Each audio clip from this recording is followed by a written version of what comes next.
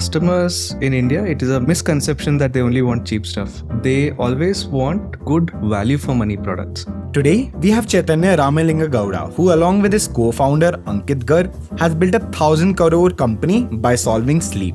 Wakefit, which started as a mattress company providing quality mattresses, has now become the choice of all Indians for a perfect night's sleep. In this episode of Inner Circle, we dive deep into 3 core insights into how Chaitanya built his mega D2C brand. So we had a very nomadic childhood. My dad kept getting transferred every year, every 2 years. So I've done about 16 years of formal education in 10 different educational institutions across, I think, 6 or 7 different cities. Post that, did my engineering in Mysore, did computer science, and then worked as a software engineer for about 2 years, which I didn't enjoy much at all. In those 2 years, I barely managed to work, give my GMAT, and then get into ISB. And for the next 6 years, I was in the US and Canada, lived there, worked there, brilliant fun. But that is when the startup scene in India was changing. So I think what I naively thought was, as a management consultant, I'm working 12, 14 hours a day. How difficult can it be to be an entrepreneur? So I chose to come back. And then all of this was happening, and then I quit my job to start up. Ankit and I stumbled upon this opportunity. Ankit, my co-founder, is about 8-9 years younger to me. IIT Roorkee, chemical engineering, truly understands the chemistry of foam, chemistry of wood, all of those things. And he worked in a German multinational called Bayer Material Sciences. So there he was working in a techno-commercial role where his job was to commercialize more use cases of foam so that his company could sell more raw materials to make foam. So innovate more things so that the company could benefit. And then he did one B2B foam startup for about 6-9 months, made certain mistakes, created a product, but unfortunately another multinational was launching a similar solution. So that's where he took up a job in a company called Tabzo. And my journey did 2 consumer internet startups. First was in the dating and relationship space, spectacularly failed for various reasons. Then pivoted into online community for women. So it was a community for women from puberty to menopause.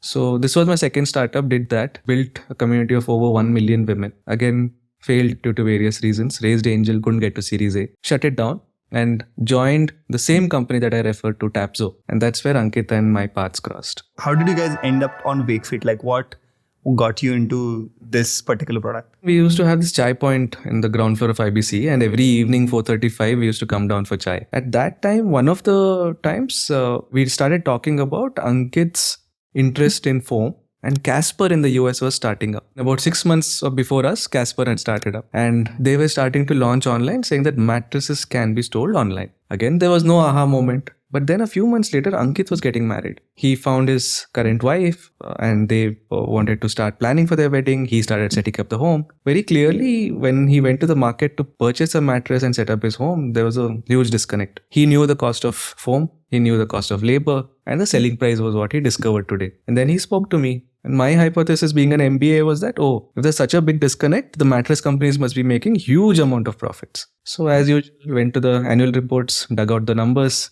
They weren't making profits. They were 5-6% PAT, 8-9% EBITDA companies. So where the hell is the money going? The cost is very low. Consumers are paying a lot. The brands are not making so much money. Then where is it going? Supply chain. Each level of the value chain between the brand and the consumer was taking anywhere from 8 to 14% as just the cost of moving it from one place to another. And the consumers were paying nearly 45% extra. So that was the thesis. Casper was starting. We thought that we both are in a job. We joined a job because both of us were down to our last penny. And in those 6 months, we had saved up some money. And so we said, okay, what is the worst that can happen? We'll empty our banks and try once more. So he put in 2.5 lakhs, I put in 2.5 lakhs. And we started Wakefit. So Wakefit did 1,000 crores in revenue, but it was not an easy feat.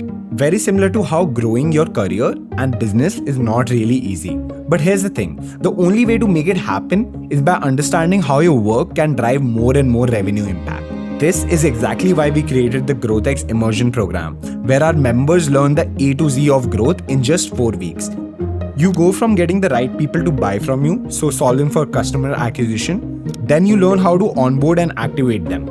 Then the job is to convert casual users into power users of your brand. And finally, you learn how to monetize them. And mind you, you do this not alone, not in silos, but along with the best peers in the ecosystem through the 4 weeks. The deadline to apply to the GrowthX immersion is October 19th. So go ahead and check it out with the link in the description. So you said margins are getting shattered in the whole distribution network, if I may. What did you do differently? Why did you do it? Tell me everything about how you arrived at the first product and what tweaks you made on the fly. Back then, there was no such thing as D2C.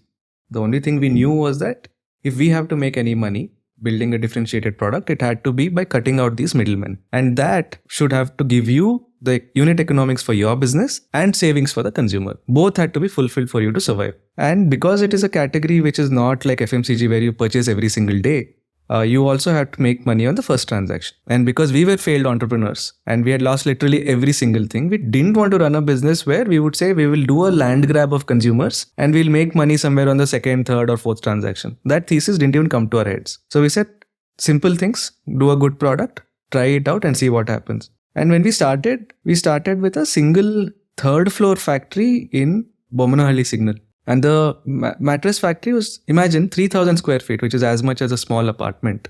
And we didn't know how to make anything. Ankit knew the foaming side. And we said, the only thing we will do is launch on Amazon. And then we said, let's see where it goes. And the first customer was an NRI who had come down to India. We literally called that person and said, why did you buy? How can you just buy a 20,000 rupee plus product on Amazon without needing anything? 0 reviews also. The gentleman said, I just moved from US. And I didn't have the wherewithal to go to the local markets, didn't know which brands are trustworthy. And just now in the US, it's starting up that mattresses are being sold online. I thought, let me try. And anyway, I have the Amazon guarantee that if something goes wrong, it'll get replaced. And the next few customers are exactly the same profile, which is early adopters, well-traveled, they're risk-taking, they read everything that is there on the platform and then make an informed purchase. And they're willing to take that bet on the back of Amazon, saying that there's some promise that if something goes wrong, at least I won't lose everything. It's a replacement with something else. So that gave us confidence that there is some small market that can be amenable to this. The second thing that we did was on the product portfolio. If you look at any of the traditional mattress companies, they had anywhere from 120 to 150 SKUs. While we said we'll launch with 2 SKUs. So 2 variants of mattresses, nothing else. One was a slightly higher one was an entry level. And third was to just focus on exceptional post-sales engagement. We used to literally call every single customer and say, how did you like the packaging? How did you like the product? What happened after 7 days? We used to simply call and collect feedback. And we got so much love. Who does this? Most sellers just sell and they're done with the transaction, done with the customer. That gave us feedback to launch the 30-day trial period. And once that people started giving the feedback that 30 days, I was traveling for 10 days, I couldn't use it and so forth, we pioneered the 100-day trial period in India and then said, you take it, try it in the privacy of your home and then whatever you like, don't like, we are there for you. Chaitanya, Wakefit did 1,000 crores in revenue. Tell me everything that you have cracked in this business and go step by step maybe, and we can start with consumers. Customers in India, it is a misconception that they only want cheap stuff. They always want good value for money products. And you could be paying 50,000, you could be paying 1 lakh. But if you feel that it is good value for money, in terms of comfort, in terms of warranty, in terms of terms and conditions, in terms of how the brand is treating you fairly, they're willing to cough up that money. And when we were purely online, the idea was to reach consumers through any and every channel.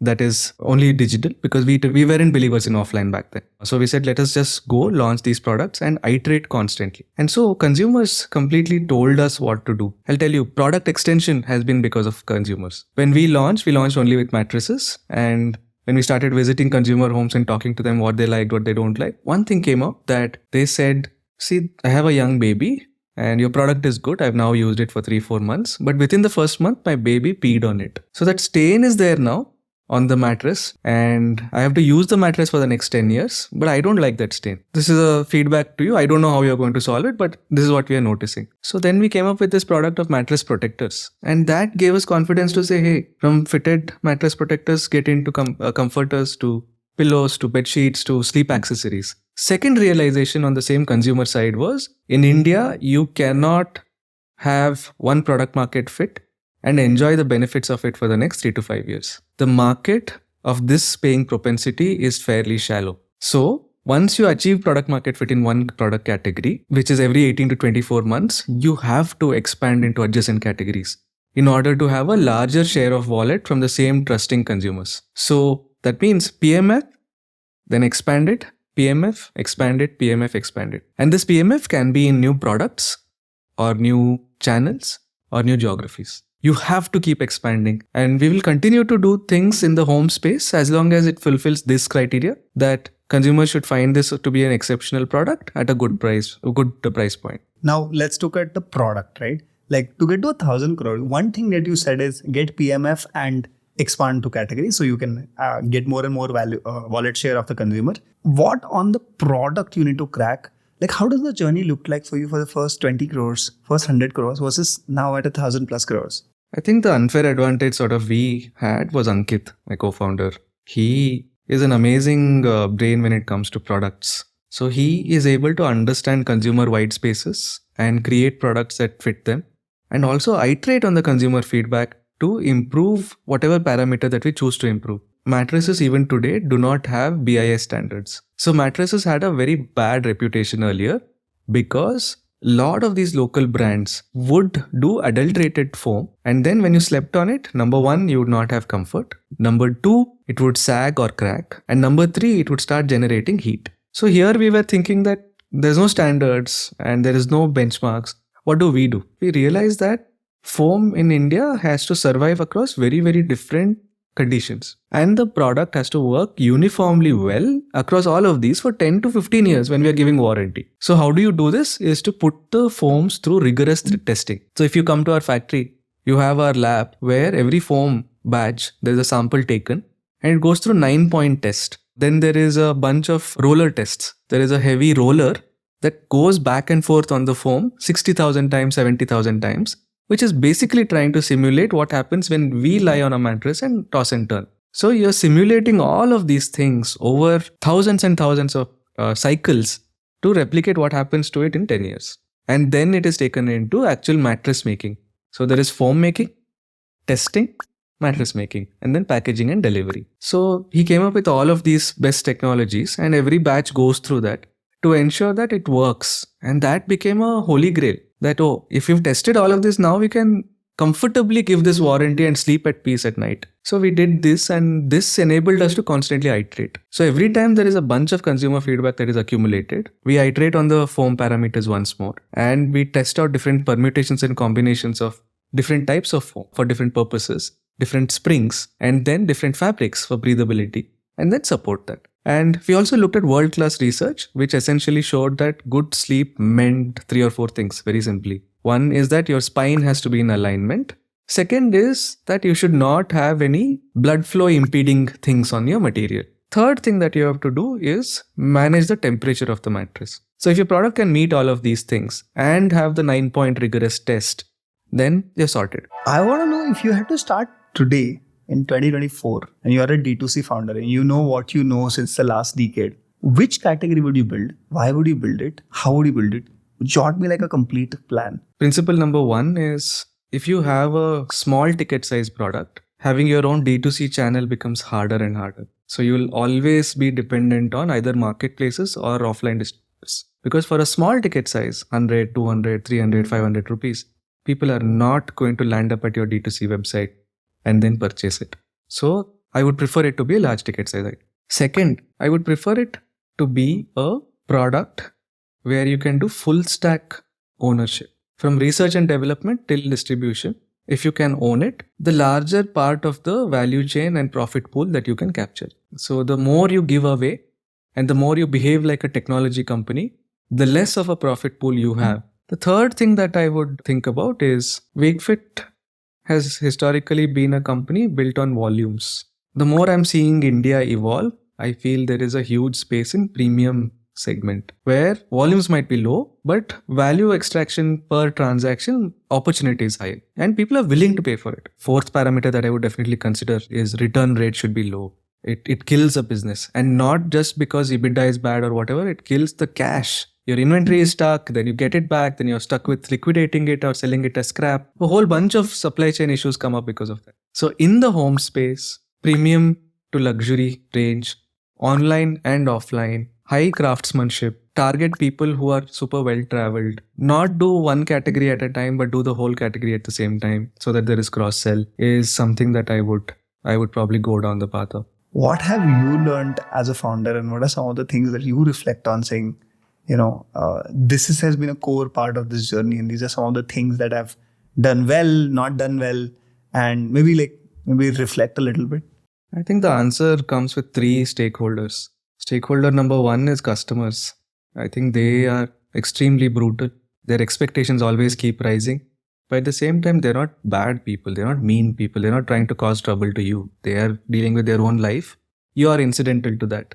So your products and your services should just fit into their life as seamlessly and as trouble-free as possible. So as long as you understand that and you keep hearing their needs and fulfilling them, you should be okay. Even today, the core DNA of the company is to pick up the phone and speak to consumers every time we have a doubt. Every single time, unfailingly, that gives us answers. The second is, I think, our team members. There's absolutely no way in hell we would have reached this much if it was just Ankit and me. There has been team members who have spent 5 years, 6 years, 7 years, and we are a company which is 9 years old. So I think people are not resources to be plugged in and out. They are people with dreams, their own workout regimens, their own pets, their own kids. The company plays a huge role, but it's not the only role. They have enough and more things outside. So if we treat them with respect, give them the right balance, and they think of this company as their mission, I think a lot of motivation and